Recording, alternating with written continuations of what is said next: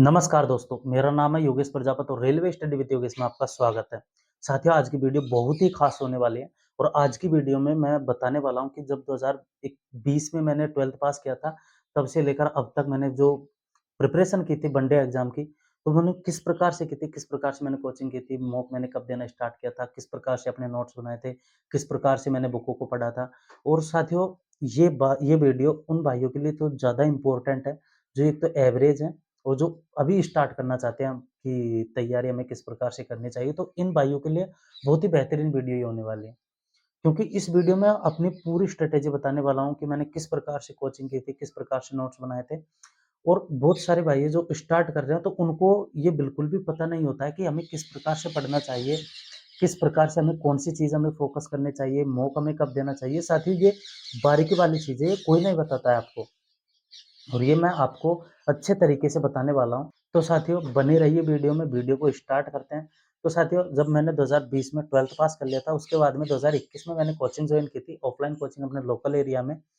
तब फिर मैं मतलब जैसे मेरा कोचिंग का टाइम था सुबह 10 बजे से दोपहर में 1 बजे तक का।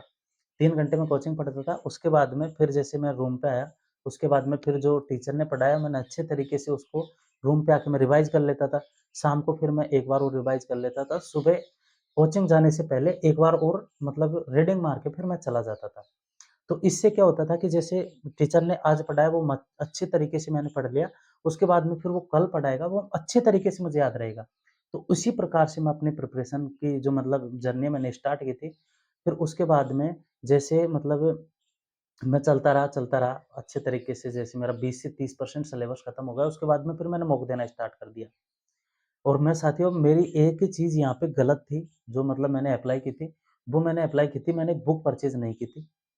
मतलब बुक परचेज़ नहीं करने का कारण था कि हमें सर जो नोट्स दे देते थे उनके, तो मैं उन्हीं नोट्सों को बार-बार काटता था, निकालता था, अच्छे तरीके से उनको ही पढ़ता था। तो मैथ में क्या, जैसे आपने एक क्वेश्चन को 2 बार या 3 बार निकाला तो फिर वो क्वेश्चन आपको याद रह जाएगा और वो क्वेश्चन आपको याद रह जाएगा, तो फिर उसको निकालने की आपको ज़रूरत नहीं पड़ेगी, आपने उसको पढ़ा, फिर आपको तुरंत उसका आंसर याद आ जाएगा कि इसमें 20 आंसर है, 30 आंसर है।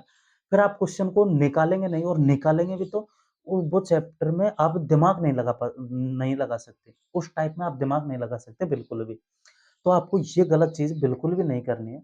आपने जैसे कहीं से भी आप पढ़ रहे हो, ऑनलाइन पढ़ रहे हो, ऑफलाइन पढ़ रहे हो, ऑफलाइन पढ़ते हो तो आपको सर के जो नोट्स हैं वो मिल जाते हैं, ऑनलाइन पढ़ते हो तो आपको पीडीएफ मिल जाती है। तो जैसे सर ने पढ़ाया, आपने जो आपके पास नोट्स है या फिर पीडीएफ है, उसको पहले आपने निकाल लिया कि सर ने आज 20 क्वेश्चन्स कराए, 20 क्वेश्चन को पहले आपने निकाल लिया।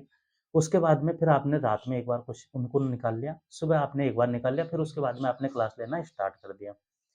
जैसे वो चैप्टर आपका कंप्लीट हो जाए, जैसे एक्सरसाइज़ आपकी कंप्लीट हो जाए, उसके बाद में अपनी एक बुक रखिए अपने पास, कोई सी भी बुक आप ले सकते हैं, मार्केट में बहुत सारी बुक्स अवेलेबल है, बट प्रीवियस ईयर क्वेश्चंस वाली बुक आपको लेनी है। और उसके बाद में जैसे आपने कोई सा भी टॉपिक आपने पढ़ लिया, परसेंटेज लाइक जैसे आपने अच्छे तरीके से पढ़ लिया, सर ने काफ़ी अच्छे तरीके से आपको बता दिया। उसके बाद में फिर आप बुक से उस चीज़ की प्रैक्टिस कीजिए। आप फिर ये देखिए कि कौन से क्वेश्चंस मेरे से बन पा रहे हैं, कौन से क्वेश्चंस मेरे से नहीं बन पा रहे हैं। जो नहीं बन पा रहे हैं, उनमें मतलब मैं क्या गलती कर रहा हूँ। तो ये चीज़ें आपको फिर दोबारा आप अलग क्वेश्चंस पढ़ेंगे, तभी आपको पता चलेगी। क्योंकि जो क्वेश्चन सर करा देता है, तो वो तो ऑब्वियसली बात है, उनका तरीका भी हमें याद रहता है, उसके आंसर भी हमें याद रहते हैं, तो इस वजह से प्रैक्टिस तो आपकी बिल्कुल भी नहीं हो पाएगी। फिर आपने बुक को अच्छे तरीके से उसी प्रकार से आप तो साथ के साथ आपको बुक को भी कंप्लीट करना है और उसी प्रकार से अपनी प्रिपरेशन को जारी रखना है। जैसे आप साइंस की पढ़ रहे हो, तो साइंस का जैसे आपने सर पढ़ा रहे हैं, उनका अच्छे तरीके से नोट्स बनाइए, रूम पे आके रिवाइज़ कीजिए, रात में एक बार रिवाइज़ कीजिए, सुबह रिवाइज़ कीजिए, उसके बाद में फिर आप अगले दिन पढ़ने जाएँ, तब उनको अच्छे तरीके से नोट्स बनाकर फिर उनका रिवाइज़ कीजिए। प्रीवियस ईयर क्वेश्चन्स की आप एक बुक परचेज़ कर लीजिए, फिर आप बार-बार उन बुकों पर अपने क्वेश्चन्स की प्रैक्टिस कीजिए। फिर आप जैसे आपका 20 से 30% सिलेबस खत्म हो जाए, उसके बाद में मॉक देना स्टार्ट कर दीजिए। मॉक एक बेहतरीन चीज़ है। मॉक देना आपको जब भी आपके 20 से 30% सिलेबस खत्म हो जाए, तो मॉक देना आपको ज़रूर से ज़रूर स्टार्ट करना है। क्योंकि मॉक से आपको 2 से 3 चीज़ें बेहतरीन-बेहतरीन मिलती हैं। एक तो आप जैसे मॉक देंगे, तो आप तुरंत समझ जाएँगे कि ये क्वेश्चन्स मैंने पढ़ रखा है और ये क्वेश्चन्स मुझे बनना चाहिए। अगर वो नहीं बन पाता है, तो उसमें क्या गलती है आपकी, तो वो गलती आपको देखनी है। तो साथियों, मॉक से आपको और अगर आपके जैसे स्टार्टिंग 20 से 30% आपका सिलेबस खत्म होता है, तो आपके जैसे कोई 100 क्वेश्चंस का मॉक लगा रहे हैं, तो उसमें आपको जैसे 20 से 30 क्वेश्चंस आपको देखने को मिल रहे हैं।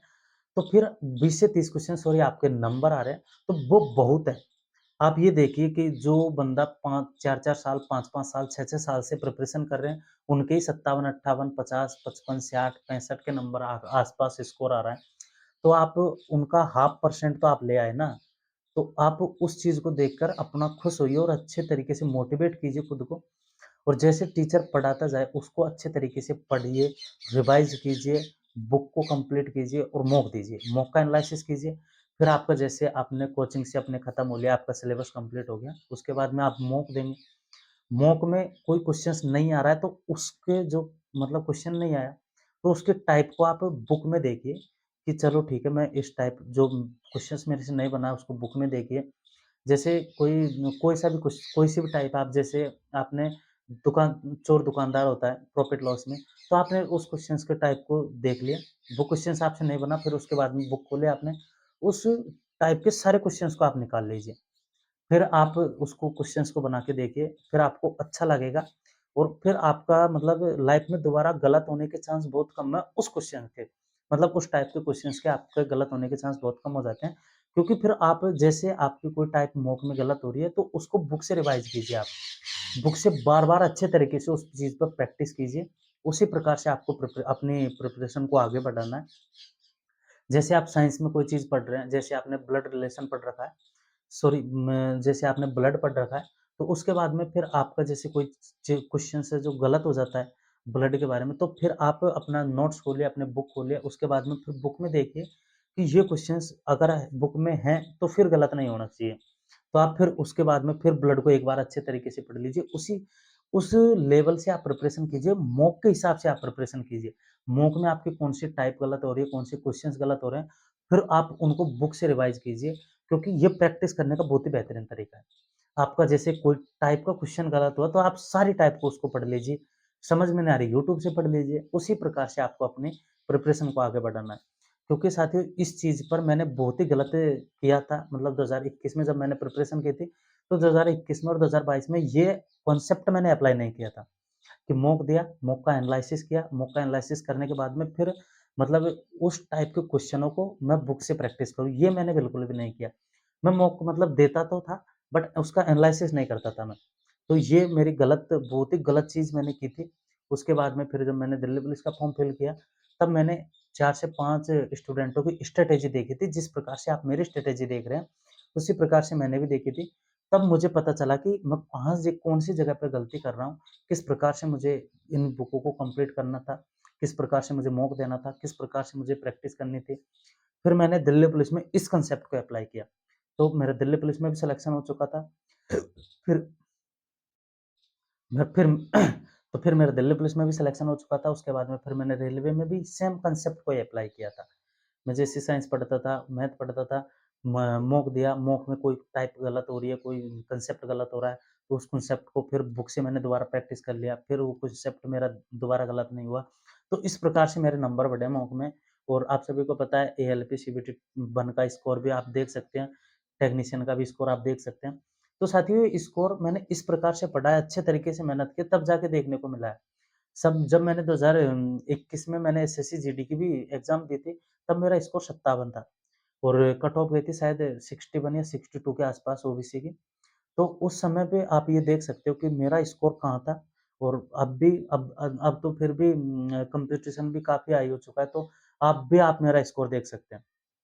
तो साथियों आपको इसी कांसेप्ट पर अपने पढ़ाई करनी है और आपको बार-बार कोई ऐसी वीडियो देखने की ज़रूरत नहीं है कि हमें किस प्रकार से पढ़ना है। साथियों पढ़ना आपको ही है और मैं एक बात और बता देता हूँ लास्ट में कि आपको जैसे कोई सी बुक आप पढ़ रहे हो, कोई जैसे आपके लिए हार्ड सब्जेक्ट है, किसी भाई को जीके समझ में नहीं आती, किसी भाई को साइंस समझ में नहीं आती, किसी भाई को मैथ समझ में नहीं आती, तो आप एक बुक लीजिए, कोई सी भी आपके पास सभी स्टूडेंटों के पास बुक होती है, तो आपके पास जो भी बुक है, आप मिनिमम उसको 15 बार कंप्लीट कर लीजिए, कम 15 बार मिनिमम अच्छे तरीके से पढ़ लीजिए, फिर उसके बाद में आप स्कोर देखिए उसमें, काफ़ी अच्छा स्कोर आपको देखने को मिलेगा।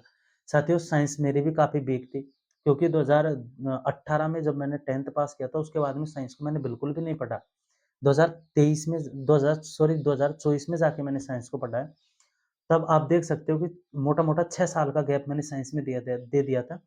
फिर भी मेरा आज आज की तारीख में साइंस में काफ़ी अच्छा स्कोर मेरा हो जाता है। 25 में से 22, 21, 20 के आस-पास स्कोर हो जाता है। तो आप ये अंदाज़ा लगा सकते हैं कि मैंने किस प्रकार साइंस को पढ़ा है। साथ ही मैंने यूथ की बुक मेरे पास साइंस की है। मैंने उसको मिनिमम बता रहा हूँ आपको 10 प्लस या फिर 12 प्लस बार मैंने अच्छे तरीके से उसको पढ़ा है, अच्छे तरीके से उसको याद किया है। तो आप एक बार इतनी प्रैक्टिस करके देखिए, उसके बाद में फिर आप देखिए कि आपका अच्छा खासा स्कोर होता है या फिर नहीं होता है।